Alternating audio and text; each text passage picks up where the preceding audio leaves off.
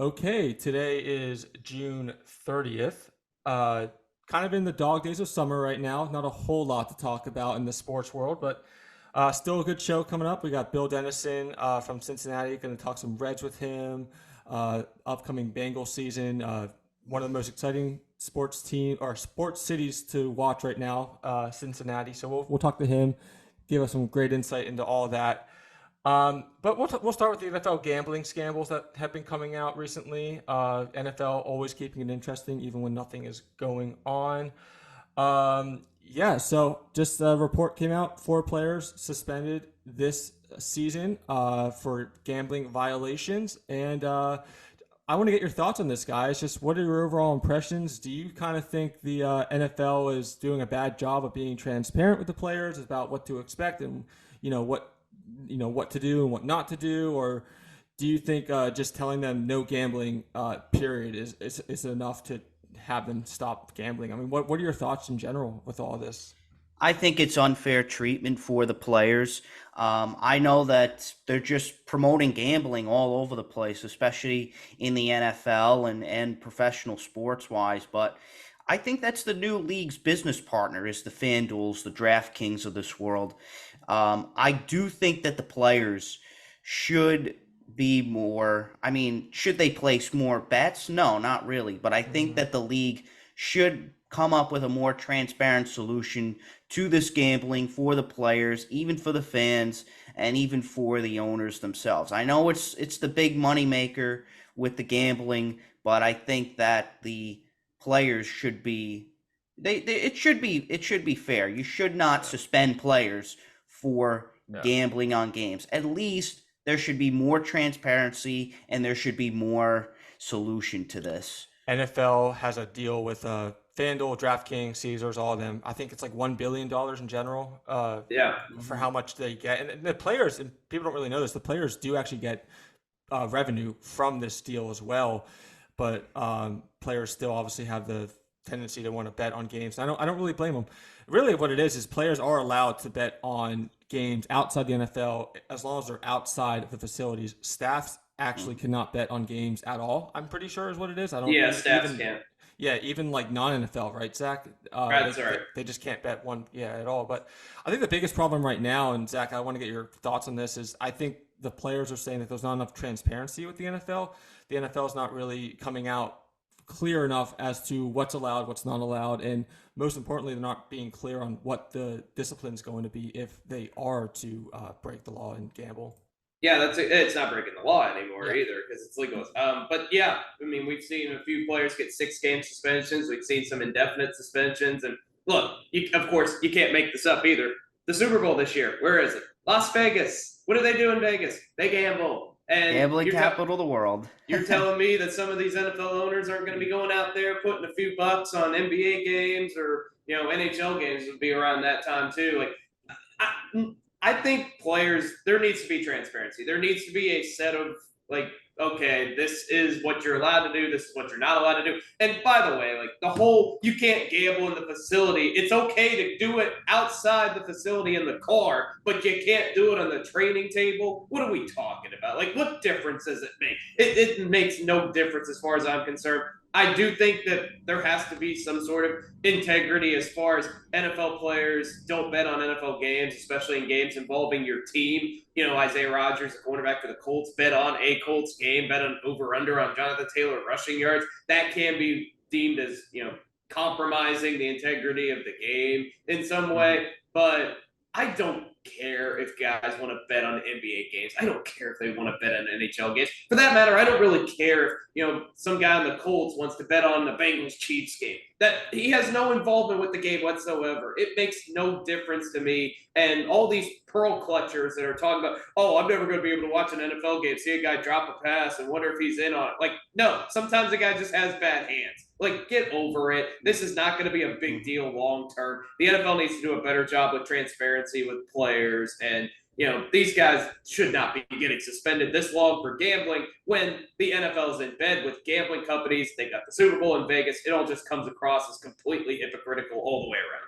Yeah, NCAA actually just came out this week. I know a lot of the players in the Players Association are kind of asking them to replicate this, the NFL that is.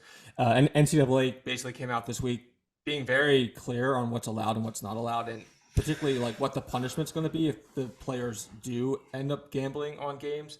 So I think that's what the players are really asking for right now. They just want to. I think Goodell is basically just saying don't gamble, and the players and the Players Associations and all their agents are coming out and saying that's not good enough. We just want to have more transparency on like what to expect and what's actually not allowed. It's interesting. It's not collective bargaining. So when a player does gamble, they actually like Goodell can pretty much make any punishment that he wants. No collective bargaining basically just means that the players and their agents can't actually debate or bargain what the punishment's going to be. So Goodell basically has free reign to do whatever he wants to these players when they do gamble. But yeah, it'll be interesting. I agree, Zach. It's not going to be a long-term problem.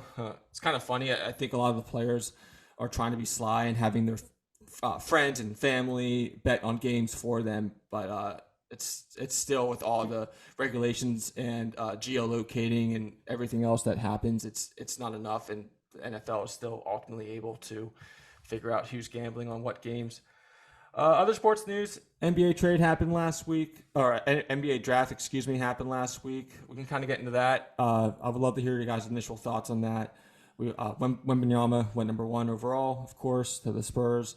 Any other surprises though from the draft, guys, that you might have seen? Last week.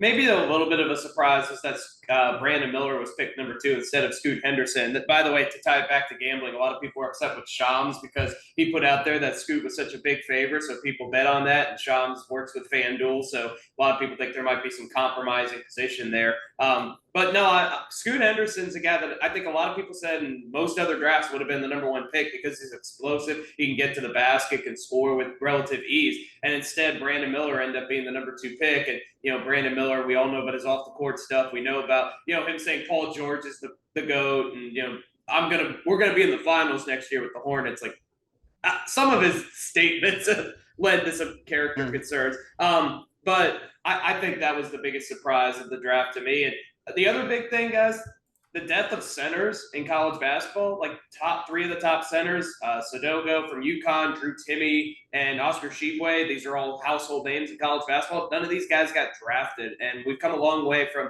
the days where college basketball was dominant over the G League and overseas play, and where centers were dominant. So the 2 big takeaways for me are that the center position is kind of dying as far as, yes, Jokic is the best player in the league and all that kind of stuff, but you've got to have a multitude of skill sets to be a dominant center these days. And college basketball, as we know it, isn't the best platform for these guys. It always was for a lot of years. You could always sell, playing in the NCAA tournament, playing in the Big Ten, playing in the SEC. I don't know that they're doing that now. Maybe it's better for these guys to go to the G League or to go to overseas because those are the guys getting drafted right now. And that's why we talked about last year with college basketball, real lack of star power. Well, it showed up in this draft. Yeah, I think it's the true center that's really not a thing anymore. The centers are definitely still a thing, but the true center, like the Shaqs and all of them, the big boy manhandling centers that you used to see back in the day are no longer a thing. NBA is a lot more spacious now. People are spaced out a lot more. It's a lot more emphasis on shooting, playmaking, and more just like fluidity. And that's why Jokic is so good, because he's big, but also can do all those things like we talked about in previous episodes. And especially, after they won the finals, he was a big part of that. But I actually think Jamie Jacquez from UCLA going to the Miami Heat, I think that was actually a surprise pick that a lot of people are not really talking about. I think he's going to do a lot of things for the Heat. I loved him at UCLA. I think he was great in March Madness and a couple years ago, and I really do think he has some explosive ability, and his mentality too, just being older, being mature, and just being a gritty player, I think is going to really mesh well with the Heat organization. I think he's going to actually start contributing year 1 for the Heat. I'm really happy to see them, and it's going to help them, maybe even get back to the finals next year. Yeah, who's going to be the next undrafted guy who turns into a star for the Heat? Yeah, right. Yeah, right. Justin, how about you? What are your initial thoughts on the draft? Not too surprising, but I will say taking Brandon Miller over Scoot Henderson was the one surprise, but not a lot of big splashes, that's for sure, coming from the draft. Yeah, I think this couple. I know Zach, you already mentioned the Charlotte Hornets, Hmm. what they got into, and Yeah. yeah, I think I'm going to talk about it a little bit later. But Cam Whitmore also at number 20. I think he was a steal. Has some health issues, and we'll get into that a little bit. But yeah, I think he was also a steal. It's NBA draft is so hard for me, and I mentioned it before in the show. It's just such a crapshoot sometimes. You get these players, number 2, number 3, number 4, number 5 overall that end up being bust, and then you get these players number 41 overall, like Jokic, that end up becoming the best players in the league. So it's kind of just I'm more of a wait and see kind of guy than overreact to the first week or two after the draft. I just kind of want to wait and see what they can do, and then debate them when they actually are playing the game and not even before they've touched a NBA court. Yeah. All right, so let's move on to makers and fakers of the week. Justin, who's your maker of the week? My maker of the week is Jason Kelsey, Philadelphia Eagles center, being a man of the people, raising $380,000 for the Eagles Autism Foundation. Also chugging some beers down at Sea Isle City on the shore, on the Jersey Shore, with the fans, with personalities on the radio, obviously in Philadelphia. But Jason Kelsey is a heck of a maker. He's a man of the people, especially in the Philadelphia region, in the Philadelphia area for the Eagles organization. He is my maker of the week. Zach, who is your maker of the week? It's got to be Domingo Herman, doesn't it? The man who threw the 24th perfect game in Major League history. And this is a guy whose career record is 31 and 26, 440 ERA. This is the kind of stuff that only happens in baseball, where a journeyman for one day plays as well as any human possibly can. It's like imagining a mid-tier NBA player scoring 70 points in a game. It just doesn't happen, but it happens all the time in baseball. It was a dominant performance, and yes, it was the Oakland A's, but you go perfect against any major league franchise. That is an incredible accomplishment. One of the all-time greatest pitch games, obviously, in the history of baseball, and for a guy that nobody saw this coming from him at all. His season has not been all that great, but on Wednesday night, he was perfect. No pun intended. I'm going to go with NHL draft for my makers and fakers of the week. NHL draft was later this week. I'm going to go with the Flyers for my makers. Basically, they got the Scoot Henderson of the NHL draft. That is being the second best player under the obvious number one. I think they definitely got the best player available in the draft with Mishtavek. Not going to be around for the next 3 years. He still has a contract overseas in Russia, but definitely, like I said, the best player in the draft that was not the number one pick with the Chicago Blackhawks in Bedard. He's going to have a big contribution to the Flyers when he finally does come over. A lot of people were concerned that he might not be able to come over because of all the things happening in Russia and Ukraine as well. But by that point, it'll be 3 years, and who knows what's going to happen at that point. But tremendous scorer, passes even better than passes even the ball even better, and then one of the best skaters in the draft as well. So I think he's going to be one of the best players in the NHL when he finally does come over in 3 years. And yeah, I'm really happy to see him. So Mishtavek is my maker of the week, and specifically the Flyers for picking him up at number 7, which a lot of people number 7, which a lot of people thought he would not be able to do. Zach, who is your faker of the week? Faker of the week. It's a little tough to do a faker this week because nobody really stunk, but I'm going to give it to James Harden because he's asking out of another. Looks like he's going to be traded yet again. This is about the third or fourth straight offseason that there's drama surrounding James Harden. I think he's a phenomenal player. Nobody can dispute that. But when has James Harden ever made anybody better around him? When has he ever won anything of significance? Went to the finals once in 2012 with the Thunder, but he was the sixth man on that team. And now we're seeing what's happening with the Sixers. They're going to blow that thing up. They haven't even gotten to the Eastern Conference Finals. So you could just throw the Sixers in this as much as you want to throw James Harden in this because they trust the process. Yeah, the process has an expiration date, and that's the second round of the playoffs. This is a franchise that can't get out of their own way. They've had two of the great players in the league. At one point, they had Jimmy Butler on their squad, let him go. They ruined Ben Simmons. Ben Simmons did it to himself as well. And Joel Embiid is a great regular season guy who doesn't perform in the playoffs. And now that situation is going to be blown up. James Harden's probably going to be a Clipper or Nick, something along those lines. But the Philadelphia 76ers go down as fakers. I'm officially giving it to the Sixers, not James Harden. It's not just James Harden's fault. It's the Sixers' fault because they have ruined that entire organization. The process, the decision making that they've had, don't trust the process. Mm-hmm. Zach, Justin, how about your faker of the week? Well, it is tough to do a faker this week, that's for sure. But I think that the Does Zach take yours? Zach takers. No, did Zach take yours? Your faker. Yeah. Well, Pretty much. it happens. It's a tough one. You can give it to Harden. You can just single him out if you want. Zach, you got Sixers, and Justin, you got Harden. There you go. Harden. Just a drama queen all the way around. But I do think that the Sixers are going to do the right thing by moving on from him and hopefully blowing up the team. And Nick Nurse, I think, is a good coach for them in the long run, especially if they trade Harden and even Embiid. They trade him for assets. They trade him for young players. I think Nick Nurse can actually be the right coach for this organization. I'm going to go for my faker of the week. Like I said, I'm going to keep it in the NHL draft if it happened later this week. Trades is my faker of the week. For the first time since 2007, there were no trades during the first round of the NHL draft. A lot of this has to do with the draft was very deep this year, especially in the first round. So a lot of teams didn't think that they had to trade up or down for that matter. And also the salary cap every single year for the NHL keeps getting more and more stringent.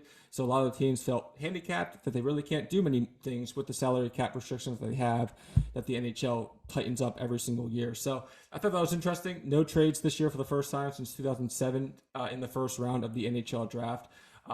Like I said, salary cap concerns and talent only continues to get better and better every single year. So I expect that trend to keep going on as the NHL draft continues each and every year, and it's going to be a trend that we see long term to come. Okay, well, great interview coming up. Bill Dennison from the Cincinnati, from 700 WLW in Cincinnati, sports reporter for that station. Going to talk some great things about the Reds, their amazing run that they have, their chances for the playoffs, the Bengals, what their expectations are next year, and just overall the culture of Cincinnati sports as we head into the summer and then into the fall with the Bengals. So without further ado, here is Bill Dennison. Okay, we now head to the Queen City to talk some baseball and maybe some Bengals with Bill Dennison, sports reporter for 700 WLW in Cincinnati.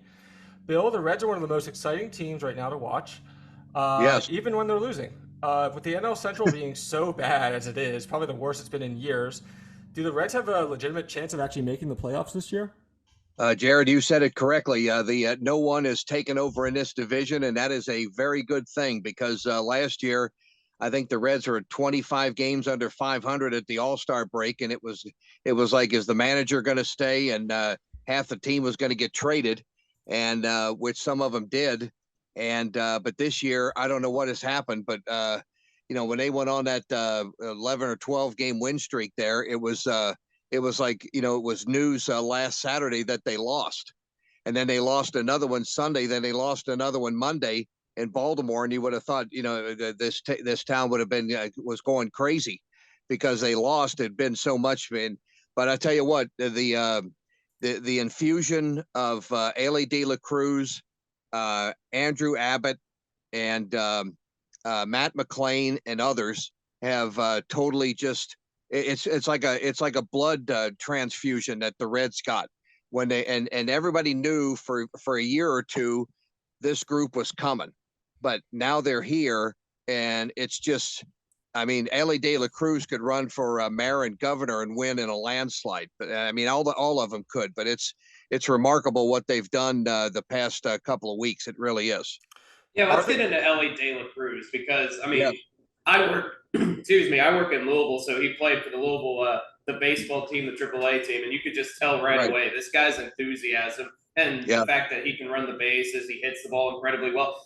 Get into like just basically the vibe that he's brought to this team, the emotion that he's brought to this team, because it seems like they've completely taken off since he's joined the roster, since he hit that 450-foot home run on his Yeah. very first Yeah. at bat. You know, that ball Yeah. had a family. Get Yeah. into what he's brought to this team outside of just the fact that they're winning games. Well, he's brought excitement. I mean, and I've been down there a few times to see him, and I didn't know he would. I mean, he's 6'5". He's like a power forward playing shortstop and third base for the Reds, and he has just brought an infusion of excitement to him. And he's got, and you have seen him in Louisville, and you saw that what he has done in Louisville, and then Yeah. there was been so much anticipation for De La Cruz, for McLean, for Abbott, and these guys here that that once they got up here, everybody knew about them, and they haven't stopped the excitement since they took their first batter through their first ball. I mean, Ale De La Cruz is spectacular. Every time he comes to the plate, he gets like a standing ovation. And like I said, he has brought energy, he's brought enthusiasm, he's brought baseball back here because I mean, if I might go with him, kind of compare him to like when they got Deion Sanders a few years ago. Deion Sanders would get on would walk or get a single, and 2 minutes later he'd be at third base and then scoring. That's how. I mean, Ale De La Cruz is not scared out there to hit a single and turn it into a double, or go from first to third on a single to right or left. I mean, it doesn't make any difference. And he's got he's got a huge stride, and he's so quick. And he actually, I think he's got about 3 or 4 infield hits that were either right back to the pitcher or near the pitcher, and there's no way they got him. So he's done a remarkable job. He's not the same kind of player, but is it similar to when Joe Burrow came to the Bengals and it reinvigorated that organization? I agree with that wholeheartedly. Yes, I mean yeah. I mean Joe Burrow is the man. I mean he's gonna get his contract. He's not going anywhere. Believe me. They'll go to the U.S. government to get money if they have to keep him. But they will. Joe Burrow. But you're right. I mean Joe Burrow brought an enthusiasm, brought an energy to this town of being the #1 pick and what he had done in at LSU. And he's never quit. And Ale De La Cruz is about the same way. And with all these other young guys that the Reds have now, and then everybody was griping that when Joey Votto came back, it's like, well, he's going to mess up the lineup. Well, he hasn't. And I mean, I think he has gotten an energy and enthusiasm from these young guys in his final year with the Reds that everything is clicking now. But the thing of it is, boys, that they're doing this now, but and their pitching staff's a mess. I mean, really, basically, it's a mess. I mean, they just got Graham Ashcraft back about a week ago. They have been without Hunter Green and also Nick Lodolo now for almost 2 months, and those two guys aren't back until August.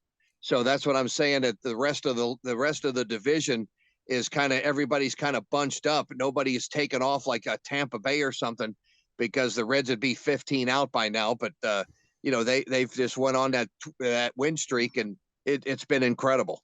Do you think if the Reds win the division, they have a chance to maybe make some noise in the National League playoffs? Yeah, I think so. Because that series last weekend in Atlanta had that playoff vibe, because you had the Braves playing so well, and they were the East leaders, and the Reds were in first place. And that game Friday night where they won 11-10. I mean, it was playoff atmosphere all weekend long, and the Reds were a hit away from Saturday's win, and they were a hit away from Sunday of maybe sweeping the Braves. And I think that a lot of people would say, you know what, if they get in the playoffs and they play Atlanta, they could go at these guys toe to toe and not have a problem at all. But I think you're right. I think that this team has got speed. If they can get Lodolo and Green back, along with these other guys, and then maybe make a deal at the here coming up at the break, from maybe getting another starting pitcher or two, then I think Cincinnati might be in business. Yeah, you mentioned the pitching, just how bad it is for Cincinnati right now. Do you Right. expect Cincinnati to kind of go all in this season, like during the trade deadline, or do you Yeah, expect them to kind I of think keep so. building? I keep hearing that maybe Zach they may do something with Zach Greinke out of Kansas City. I think he's 9-2 career wise against Cincinnati. There's also a couple of Cubs pitchers that have been rumored to be maybe on the block, but I see the Reds doing something because they have to get at least one more starter in here until they can get Hunter Green and Nick Lodolo back and put them back into the rotation. And then we'll see what happens. But yeah, I think they're definitely they're not going to be sellers. They're going to be buyers. Nick Kroll said that last week that they're looking for somebody to add. They're not going to subtract us. And I mean, for years, everybody, at this point of the year, everybody the past few years is going to be like, well, this guy's going to go, that guy's going to go, half the roster is going to go, and then they're going to call these kids up, and then they'll play the rest of the season and see what happens in that 100-loss season. But they're not going to lose 100 this year, boys. I can tell you that, unless it totally collapses. Yeah, ERA over 5 right now. I think they have Right. the fourth most hits allowed in the league, fifth worst opponent's batting average allowed, fourth worst WHIP. So yeah, I mean they get their pitching under control for sure to make any kind of run in the playoffs. Do they have a deep pitching lineup though, or is it mostly just the starting pitchers that's the problem? It's just the starters. The only real starter they have right now is Graham Ashcraft, who I said came back last Saturday against Atlanta, and now it's Ben Lively, it's Luke Weaver, it's people like this. They've been calling guys up left and right pitching wise. The bullpen is solid. I mean, the bullpen has done a great job over the past month or so, led by Alexis Diaz, who might be he's probably going to be there's probably going to be some teams calling the Reds about Alexis Diaz because I think he's up to 13 or 14 or something like that around there saves, or maybe even more now. But he is, I think he might be one to be sought after as see what. But right now, I think the Reds may just stay pat. I mean, I don't think they're unless some kind of unless they get Alexis Diaz for like Justin Verlander or Max Scherzer.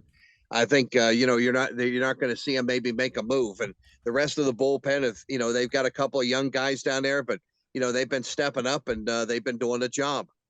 Yeah, is this kind of a unique situation as far as they're excelling a little bit before I think most people probably anticipated.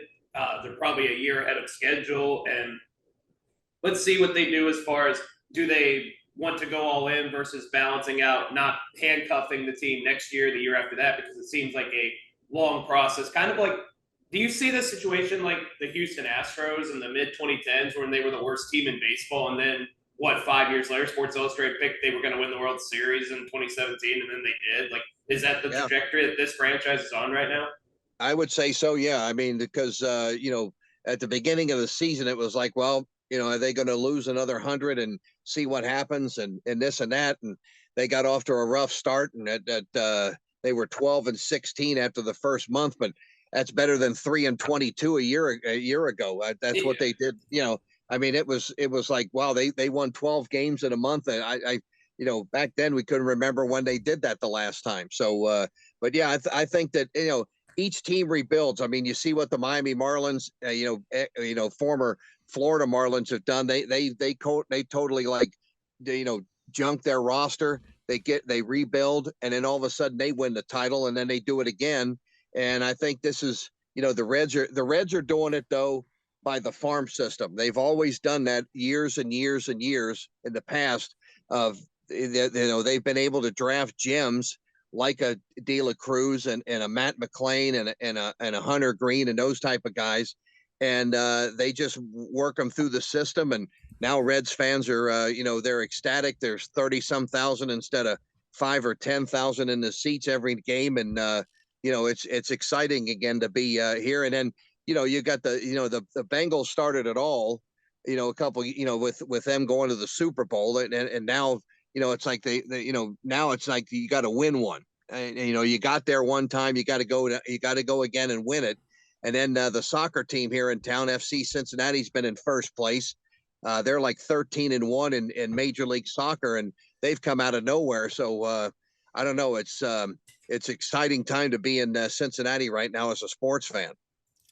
They have Cincinnati. They have the Reds having a 20% chance to win or make the playoffs right now, and the Brewers are still at, I think, like 50% chance to make the playoffs, despite them being tied right now. I think in the standings as it stands right now, as we're doing this interview, is that? I mean, just consider just how much of a run Cincinnati has been on. Is that kind of disrespectful to the Reds? I mean, I guess the Brewers, they're kind of just going off their history in the last Right. 5 years or so, but just talk about like how disrespectful that is to the Reds. Just consider that the run they've had in the past, Yeah.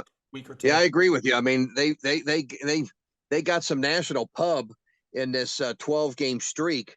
But I think people were just waiting for them to collapse, and then they lost 3 in a row. And then the past couple of nights they won at Baltimore, who is a good team. The Orioles have got a good team, and that's another one that has they were down last year, and then all of a sudden look where they are. If they'd be in probably first place if Tampa Bay wouldn't have gotten off to winning 30 in a row or whatever they did. So, but I think this town gets disrespected by a lot of people because they just don't. I mean, they've been losers for a long time. I mean, look at the Bengals, look at the Reds. I mean, they've really. I mean, their last World Series title was in 1990, and it's like everybody else has kind of been winning here and there, and you got other winning cities, and now all of a sudden it's like, hey, you got to put Cincinnati on the radar and see what happens. So I think they're just playing with maybe a chip on their shoulder down there, and they got a lot of young guys that they just don't, they don't, they're not worried about this, they're not worried about that. They just go out and play and see what happens. Is this kind of the new age of sports where a lot of these smaller markets are finally getting their name recognized? I mean, Kansas City, probably arguably the best team in football right now. Denver just won the NBA title. Vegas as well. Yeah, I mean, Vegas, franchise, expansion team for only 6 years, just won the NHL. And then obviously you mentioned the soccer team in Cincinnati, top of the league right now.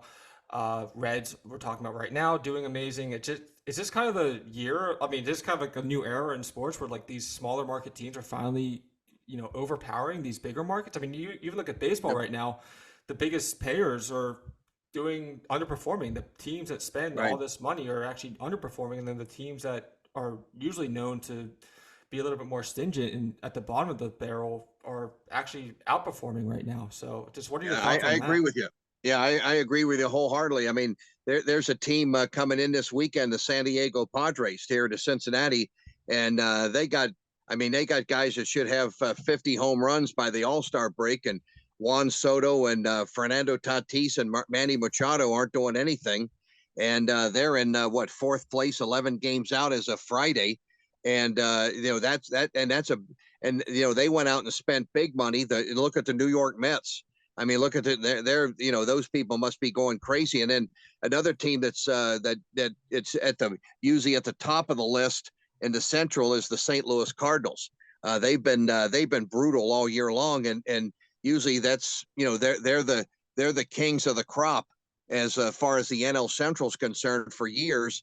And now there's rumblings in St. Louis of this and that. And this guy's going to get traded, and I'm thinking that it's the direct opposite. Cincinnati and St. Louis swapping spots now. That all of a sudden it's like, well, wait a minute, they should be battling the Cardinals, and the Cardinals have been in last place almost since day one of the season. So you're right. I think that some of these smaller towns that can't afford, like the Denvers and can't afford to go out and get players like the Yankees, go through the draft and that stuff, and look what it's you're seeing the fruits of your labor right now. Let's switch to the Bengals now, upcoming this NFL season. Are they pretty much the favorites now to win the NFC East? Or are they pretty much the favorites to AFC North? In the AFC. AFC North. I don't know where that came. Yeah, AFC North. Excuse me. Maybe they'll play both. Maybe they'll play a 24 game schedule and play both. How's that? Yeah, maybe. Yeah. They might be playing the Eagles in the Super Bowl. That's right. Possibly. But I, just I think they, I think they've got a. I think the boys they got a very good chance of going back to the Super Bowl. I mean, they got a heck of, and you know, they had a heck of a schedule last year, and what reeled off after their bye week reeled off what about 8 or 9 or 10 in a row Yeah. to make the playoffs, and you know, and it's all because of number 9 back there and getting the ball to 3 talented wide receivers and and a running back and a defense that has been you know that's been revamped and an offensive line that does have some questions, but the Bengals went out and paid big money for some offensive linemen, which they needed to do. And you know, the schedule that I'm looking at here in the studio is not that it doesn't look it's not that easy. At Cleveland, Baltimore, they got at Cleveland, home against Baltimore, and the LA Rams come here in the first 3 weeks. So that's a little bit of a tall task. Then they go to Tennessee, and then they face Arizona. So it's not, it's not you know, they're not giving them an easy route to get back to the Super Bowl. But I think they're the favorites in the AFC North. I think with Lamar Jackson coming back in Baltimore, I think they have to be a favorite. You don't know about Pittsburgh too much. I mean, with their quarterback situation, and also you know, Cleveland with Deshaun Watson and that with those guys. But I think Cincinnati and Baltimore will battle it out. And Cincinnati, I saw one prediction the other day that somebody predicted the Bengals were going to go 14-3, and I thought if they go 14-3 with this, you know, they better give them some kind of trophy at the end of the season, at least some saying, hey man, you know, that's a heck of a schedule you guys played, and you know, you got it done. But I think they're going to go back and they're going to go into playoffs, and all they got to do is get over that hurdle called Patrick Mahomes and those guys in Kansas City, and I think I would love to see a Super Bowl title here. Yeah, they go 14-3. Their trophy is going to be the number 1 seed in the AFC in all likelihood. Right. Yeah. So we talked about Joe Burrow's contract earlier. What about the T. Higgins situation? Is there a realistic thought that they're going to be able to re-sign Burrow, Chase, and T. Higgins, potentially Tyler Boyd as well? That's the that's the that's the $millions question right there, because I don't think Jamar Chase is going anywhere with his ties to Burrow. Yeah. They may have to, you know, you know, look at it and go, was it Higgins? Is it Higgins or is it Boyd? And they may have to just choose. I don't know, but who knows? I mean, they might be able to rework. And Joe Burrow's the type of guy, he's saying, you know, I want, you know, a 10-year deal at $500 million or whatever. And he's been quoted as saying, look, I'm going to get the big money, but I also want, you know, money to be there for the other players so they can keep this core group together. And Zach Taylor and his coaching staff have come in here, and they have bought into everything that they talk about. And it's, you know, they're not losing again, but that's the big question is, like, you know, once Burrow gets done, how much is left in the till for the rest of these guys, and then they'll see what happens. How about the running back situation? They don't have. There's a lot of rumors about whether they're going to cut Joe Mixon or not, but Samaje Perine now with the Denver Broncos. Like, what's the deal there? Well, the Joe Mixon thing is interesting. He was in Hamilton County Court today, and he didn't do nothing at his house. It was somebody else that was shooting at these kids that they were goofing around at his house. And but and then the other thing was that he allegedly sported a gun toward a lady in a road rage incident on the way to the Buffalo playoff game last year. And then there was an incident at his house a couple of months ago. And I don't know, that's going to be a very interesting question. I mean, that's, you know, I guess the team says that they want Mixon around and they want this and that, but I don't know if the courts is going to say something against it, or you know, but I mean, like you said, Samaje Perine went to Denver, and they do have a couple other guys there, but nothing like a Joe Mixon. So I would say that if everything goes right, I would say maybe Mixon's probably going to stay around for a while. What are the Bengals thinking about just the AFC in general? I mean, it's obviously much stronger than the NFC. Is the thoughts basically being that they have to win the division to have a chance to make the playoffs, or is their record going to be good enough that they even could be in a wild card if they have to? Say the Ravens do, Right. really are the best team in the AFC North, surprisingly this year. Is the thought that they have to win the division to make the playoffs, or are they going to be fine in the wild card? Well, I mean, everybody wants to win the division. I think they're going to shoot for the division and battle the Ravens all the way because, like I said, I don't know what Pittsburgh I don't know about the quarterback situation there, and then the Cleveland Browns are I think a question mark in that. But I think it's going to be Cincinnati and Baltimore, and they're not going to be satisfied. I mean, if they make it as a wild card, they make it as a wild card.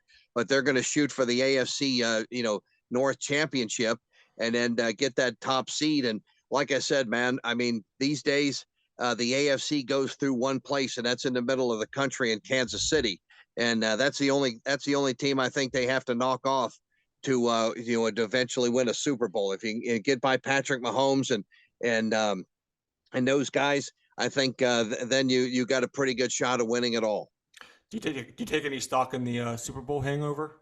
Do you take any notion of that, or do you think that's all a bunch of blown out of proportion a little bit? No, I don't think so. I mean, they were very disappointed, obviously, to lose the way they did against the Rams, but they made it, and they got the team stronger, and I think they're even more hungry now to get back and say, hey, look, we're gonna, you got to get back there to win it again or to win it, and then they've had a taste of it, but I don't think it's a real bitter taste. I think it's one, you lost, but you were right there at the end of the game against the Rams, and you almost got the job done.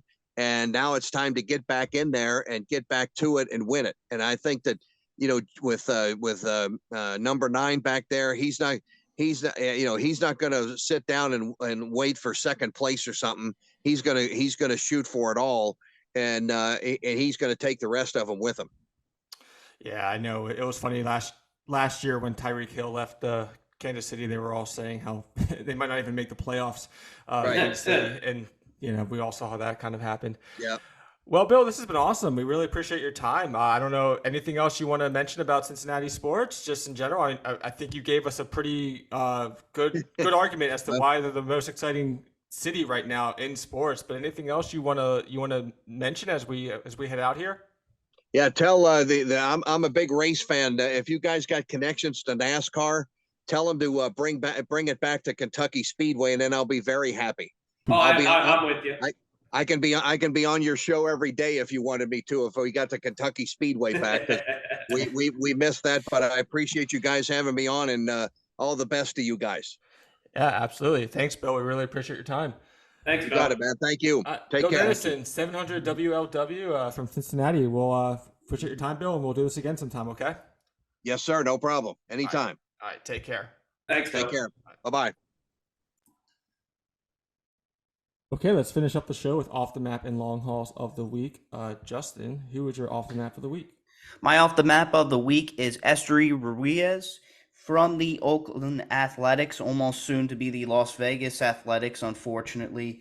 But he is a building block for the organization. He is the leader of stolen bases in Major League Baseball throughout the first half with 40 stolen bases. He's 24 years old, Dominican sensation. I think he's going to be a good building block for the organization, and stolen bases is definitely something that the media is not talking about too much in baseball. I know stolen bases are kind of fading away, but I want to see more steals in baseball. I think that makes the game more exciting, especially.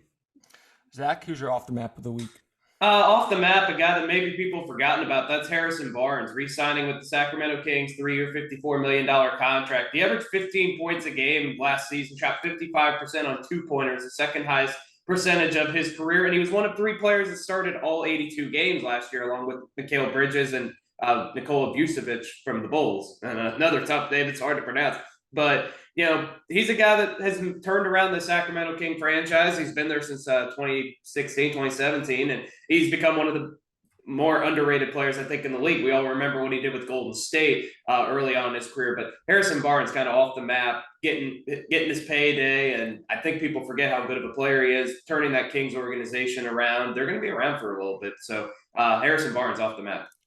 I'm going to go with the number 20 pick in the NBA draft this year for my off the map of the week. Mentioned it a little bit earlier, but Cam Whitmore from Villanova got picked number 20th overall. I think that's a big steal. Houston got a big steal in this draft. A lot of speculation and concern over his health of his knee. There were reports saying that it was a minor yellow flag, and then there were reports of a major red flag. There's also concerns with his attitude in practice. Again, kind of a spectrum. A lot of people are saying that has no motivation in practice, and there's others saying that it's not really that big of a deal. But regardless, he's a fantastic player, super athletic, great scorer. Not the first player either that had health concerns coming into the league. I mean, you look at Malcolm Brogdon, Michael Porter Jr., Robert Williams, OG Anunoby. I mean, his motivation can be coached. You can get him out of that. But talent in athleticism is much harder to develop, and that takes years, which he already has going into the league. He's going to be one of the most explosive picks out of this draft in the next year or two. And I would say even within 3-4 years, he'll be averaging 20 points a game in whatever team he's playing on, if it's not Houston. And I expect him to be one of the best players from this draft. So, yeah, that's my off the map of the week. Cam Whitmore, Houston pick, number 20. Expect him to be pretty good this 2 to 3 years from now, despite the concerns that, pretty much made him fall all the way on the draft board. I know a lot of people had him, top 5, and for him to drop all the way down to 20 for Houston to steal was great for Houston. Long hauls, Zach, who's your long haul of the week? My long haul of the week, we're going outside the sports world. We're going to Ryan Seacrest, taking over as the host of Wheel of Fortune. Pat Sajak retiring after this upcoming year. Ryan Seacrest, of course, we all know he hosted American Idol, has been doing reality TV, been on these shows for a lot of years.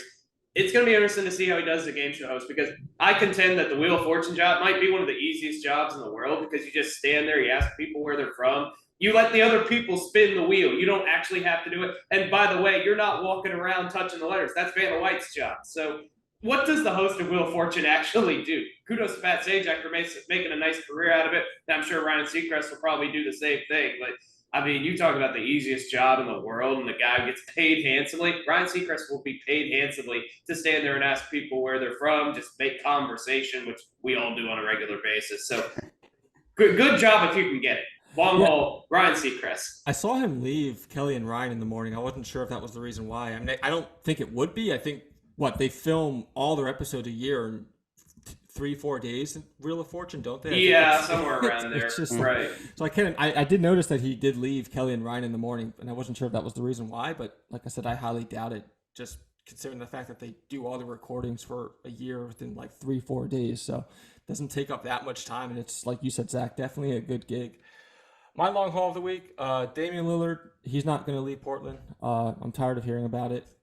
He wants to stay in Portland, at least this year. Maybe next year he might consider it, but I think this year I don't see him leaving Portland. Portland is super loyal to him. He's not going to be traded out or shipped out unless he actually asks for it, which I don't see him doing anytime soon. So that's my long haul of the week is Damian Lillard. Sick of hearing him having to leave or maybe leaving, and it's just not going to happen. So, Justin, who's your long haul of the week? My long haul of the week is the New York Jets. So this offseason, they've been running their mouth pretty much a lot. You don't really have an offensive line, but Aaron Rodgers has been around a lot in the news. But the good news is for the Jets, it's a good thing that they're going to be on Hard Knocks this year, potentially. That's going to be one interesting one, especially with Aaron Rodgers in the building and with the way the Jets have been talking a lot this offseason, saying we're the best team, and they're going to be in a tough AFC, especially in that division with the Buffalo Bills and the Miami Dolphins if Tua Tagovailoa can stay healthy. But I think it's good that the Jets are going to be on Hard Knocks, and that's my long haul of the week. All right. Well, good show, boys. Any predictions as we head out? Probably not this time of the year. I have no predictions myself. Any Justin, Zach, any of you two?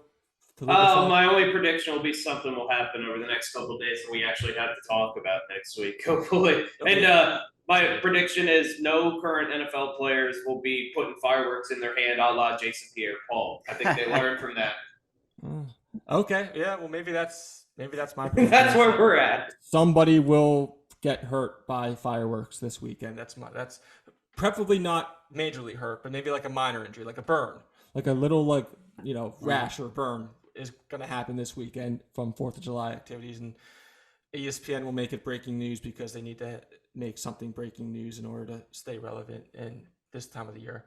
But yeah, that's my prediction. Justin, anything for you? I guess there'll be something to talk about. Yeah.